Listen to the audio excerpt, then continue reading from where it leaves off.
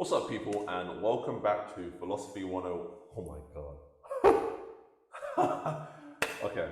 Hey guys, and welcome back to Philosophy 101, the series where I actually put my undergrad and master's degrees to good use and help you guys understand some cool philosophical topics. And before we get into today's episode, as you can probably hear, I have a little bit of a list because I just got these aligners put in yesterday, so don't laugh at me, I guess. Anyway, on today's episode, we're going to be talking about the third of the main philosophical pillars, epistemology. And epistemology is cool to people when they actually realize it's just a fancy word for the study of knowledge. But more formally, epistemology is the study of the nature, origins, and limits of knowledge. It aims to analyze cases where we actually do have knowledge and those where we don't, and explain why in each case. By doing these analyses, epistemologists can ascertain what conditions are necessary and sufficient for knowledge. And once those conditions are set, epistemology then looks to kind of see how each type of knowledge is different. To oversimplify, it's just a formal way of differentiating mere opinions from true knowledge. And since making this differentiation and figuring out what knowledge truly is one of the primary goals of epistemology, many contributors to this space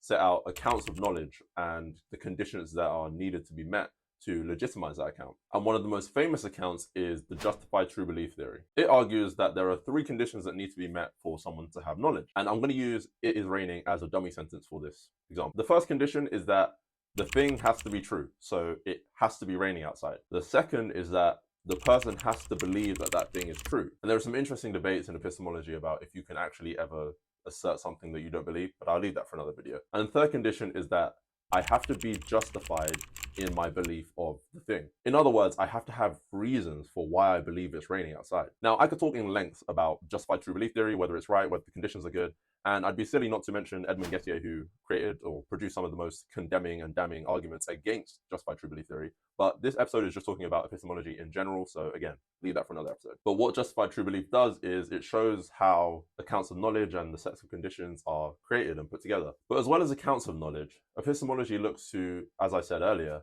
differentiate different types of knowledge. For example, the difference between a priori and a posteriori knowledge is covered in depth. A priori knowledge just refers to things that you could know just sitting in an armchair without any experiences of said thing. For example, you can know that 2 plus 2 is 4 by just doing the deduction, by just doing the math. A posteriori knowledge refers to things that you can only know by having certain experiences that would confirm that thing to you. For example, to know that it is currently raining, you would have to experience or have some evidence that would show you that it's currently raining. Maybe you look out the window or put your hand outside, something that would tell you that it's raining outside. And these are the kinds of things that epistemology looks to delve into and differentiate. So now you know what epistemology is in philosophy and why it's kind of important to us in general. Now hit the follow button if you want to learn about the next cool philosophical topic, and I will see you on the next one.